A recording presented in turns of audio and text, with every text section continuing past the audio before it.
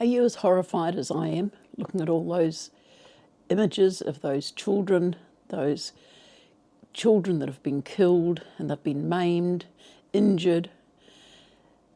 It just shocks me. There's just so much that I see. I mean, that one in particular, those are Palestinian children. And it's a shocking situation that's going on over there at the moment. Now, I didn't intend to turn this channel into a political sounding board.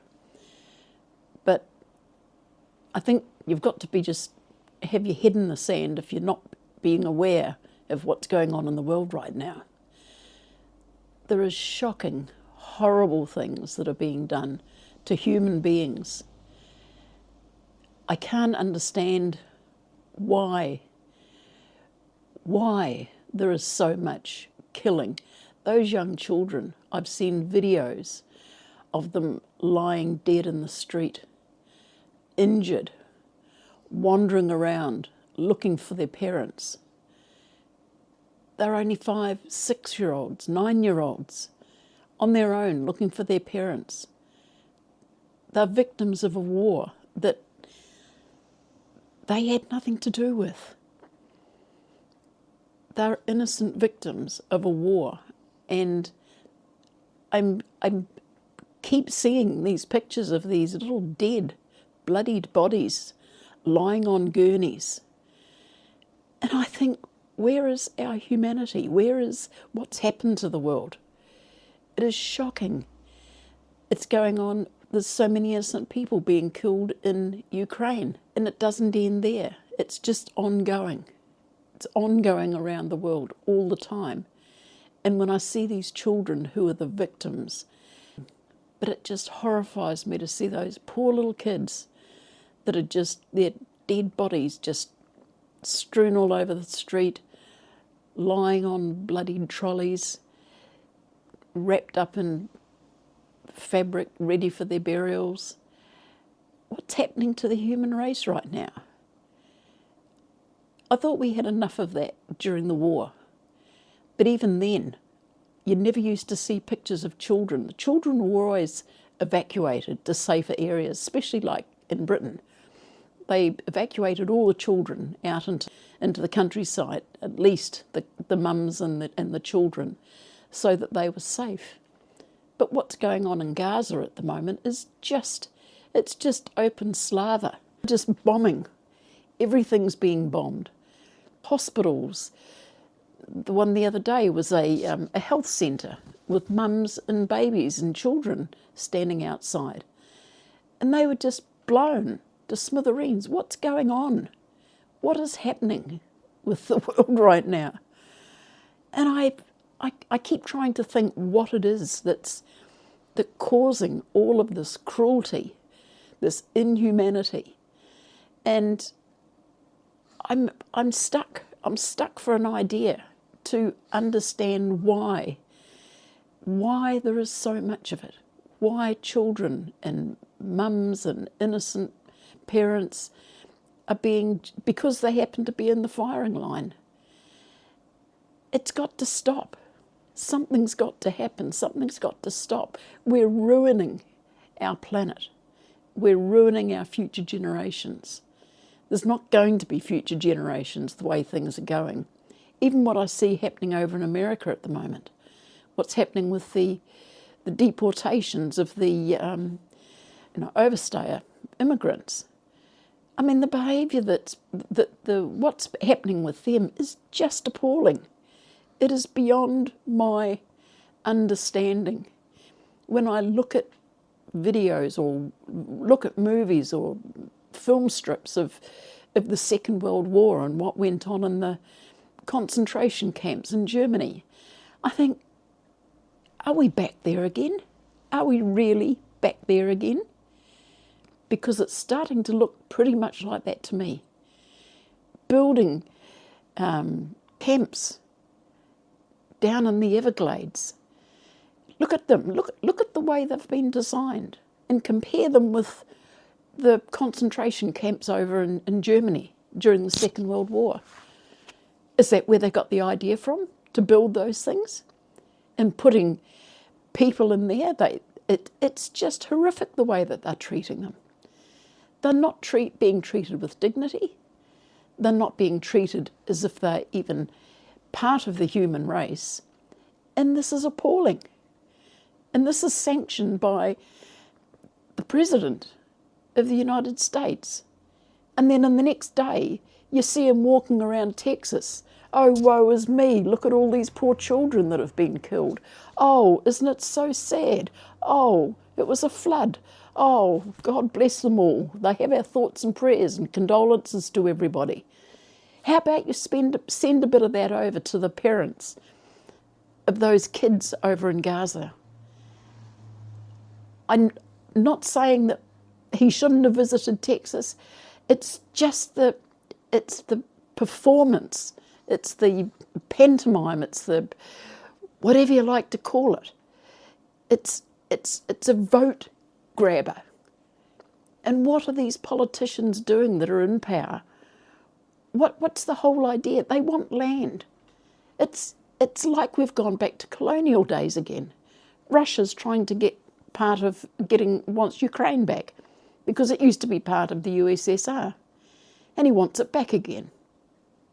Well, okay, so I want it back, so I'm going to bomb the shit out of Ukraine until they give up and give it back to me. What's happening with Palestine? The Israelis, they were given that land after the war, after the Second World War. At least let the other people, the Palestinians, settle on their piece of land and let everybody coexist together. Why the hell do they have to keep bombing the shit out of each other? Just over land, possession. And it's the same what's happening in America. You look at Trump's agenda. It's over land. He wants America for American people. What are American people? The only American people there are the Native Americans. Everyone else is an immigrant. At some stage they've come as an immigrant. Why can't he get it through his head that everybody's an immigrant? His parents were immigrants. His wife's an immigrant. Instead of spending money at a rate of knots, spending millions of dollars, hiring more ICE agents to get their target up to 3,000 a day, start hiring some people that can help to fast track them into citizenship or work visas. They're the ones that are working your land.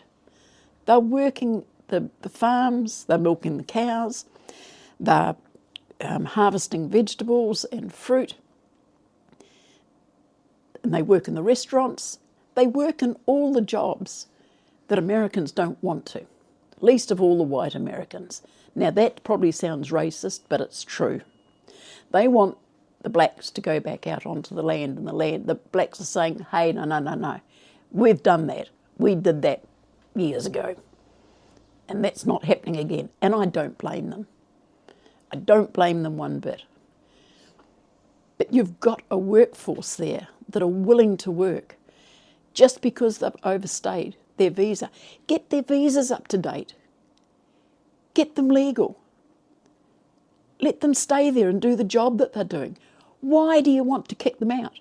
Why is it so important? And how long is it going to be before there's going to be blood on the ground, on the footpath?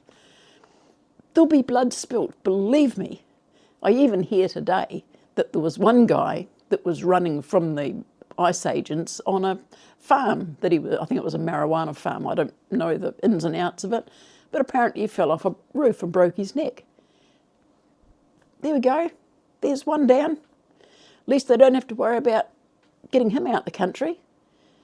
How long is it going to be before there's a lot more victims that they're not going to have to get out the country because they'll get rid of them? They'll be gone. And Trump's got that in his mind. You can see it. You can see the two-facedness of him. 1 minute he's all bluff and bully and carrying on. Next minute, oh, woe is me. Things are so bad. These poor people and these poor children that have died. Pull your head in. Start being a president. Even everybody that's over there in the Congress and the Senate, for God's sake, grow a spine. Show that you've got some humanity before too much blood is spilt, because it's going to happen. And if it's not the people that you're trying to get out of the country, it's going to be the people that are going to be standing up for them. And they're the ones that are going to take to the streets. At the moment, they're trying to keep it all peaceful, but believe me, it won't stay like that. You've only got to keep pushing. You push, and you push, and you push, and suddenly you've hit the jackpot. There's going to be somebody will retaliate. There'll be riots will break out. Suddenly the president will say, oh, we've got to bring in martial law. The place is turning to crap. And you know what that's going to mean? No votes next year for the midterms, because he's going to bring in martial law and he will be able to say what happens and what doesn't happen. How long is it going to take before people realise this? I don't live in America. I'm not American, but I follow world news. And I can see, I do my research, I look at the patterns that have happened in America over the last 6 months, 12 months, even the last term that he was in. And there's a lot of signs out there that it's deja vu, been there before. Maybe not America, but it's happened. Do your homework, do a bit of research. You don't have to be too stupid to see that it's a playbook that's been written before. It's been written about 60 or 70 years ago. And he's following that playbook to a T. And how long is it going to be before the majority of Americans wake up and say, we're not having any more of this. We've had enough of this. Look at the bullying with Canada. Oh, it's going to come the 51st state. Canada don't want you. They don't want to be American. Why do you think they want to be American? They don't. They don't want to be American. They don't want to be like you. They want to have health care provided. They don't want to go bankrupt every time they go to hospital or have to go to the doctor or need a prescription. What about Greenland? Want to take Greenland over. They want to set up military bases for protection. Oh, big deal. Just because the ice is melting around the Arctic and people are starting to move around, the ships are getting through a bit more readily, suddenly there's this paranoia that everybody else in the rest of the world is going to come and attack America. Get real. Pull your head in. It's not going to happen. And if it does, have everything ready. Be prepared, but don't be ridiculous about it. Don't go overboard.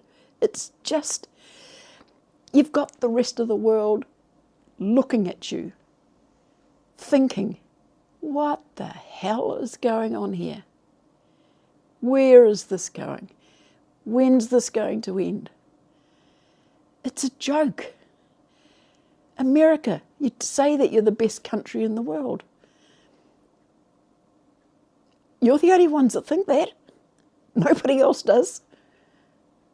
And there's a lot of us out here that aren't in America.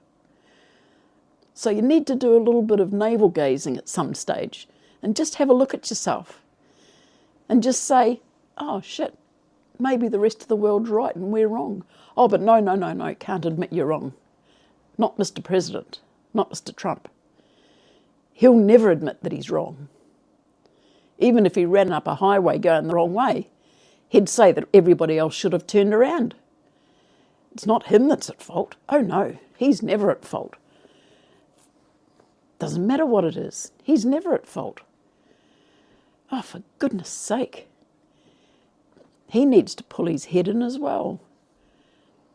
But anyway, my main beef is the kids. I want to get back to the kids.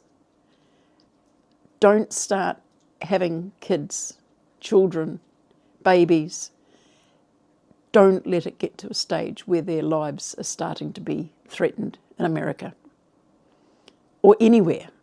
Just stop the fighting. Stop the blood flow. Be satisfied with what you've got.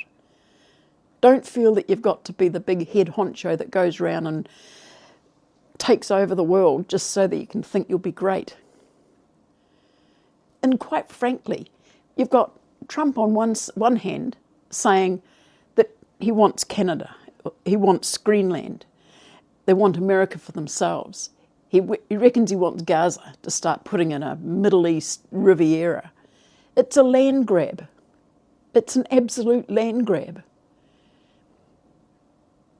That's what it is. You can see it for what it is. It's nothing else. And then on the other hand, he's trying to be the peacemaker, making peace trying to get Russia to make peace. Oh, Mr. Putin says, no, bugger you, not having a bar of that. Oh, now Mr. Trump's got enough. The guy over at Israel, Netanyahu, he's just on a long leash of his own anyway. He just goes and does whatever he wants to, and he does. Just bombs the shit out of Gaza whenever he feels like it, killing off people. It's a land grab. It's all it is. They want to go down in history as being these mighty land, they want to be a Christopher Columbus or a whatever. We discovered this land and we took it back. Bullshit. Leave the countries to the people that are on them already. You've got enough. Look after what you've got first. And just, if he ever gets a Nobel Peace Prize for peace, I sometimes think, just give it to him and it'll shut him up. He's got in one hand, he's got his foot in the door of peace, and on the other one, he's bombing the shit out of Iran. Now you come and you tell me that that's someone who wants peace and that deserves a Nobel Peace Prize. Now, as far as I'm concerned, he deserves nothing. What he deserves is to have the Epstein files opened up. Because for so long, he's had a reputation. And that reputation is worldwide. It's not just people in New York that, oh yes, we've been in New York and we knew Trump, we've known him for years. Word spreads, news spreads, especially days of internet. Now that we've got the internet and we don't have to stick to mainstream media, we can actually talk to people that were there, that have got the receipts. So don't think for a minute that his reputation hasn't been spread across the world. People know what he's like, and he's never going to change, because that's the man, and that's the people that he's got supporting him. I wouldn't say supporting, that are kissing his ass, because they're too scared to go against him. So it's about time some of them grew a spine and just decided, maybe there's a few cracks showing already. Well, that's a good start. Maybe someone's brain cells have been reinstalled or reignited. But leave the kids alone. Stop targeting the kids, or stop targeting areas where the kids are involved. The kids are helpless. They've got nothing. They've got no one. So, if you've found this video, I wouldn't say interesting, but it's got your attention. If you'd like to like it, share it, make a comment, or even follow or subscribe, that would be great. Because unfortunately, I think my political Pandora's box has been opened. Okay, bye.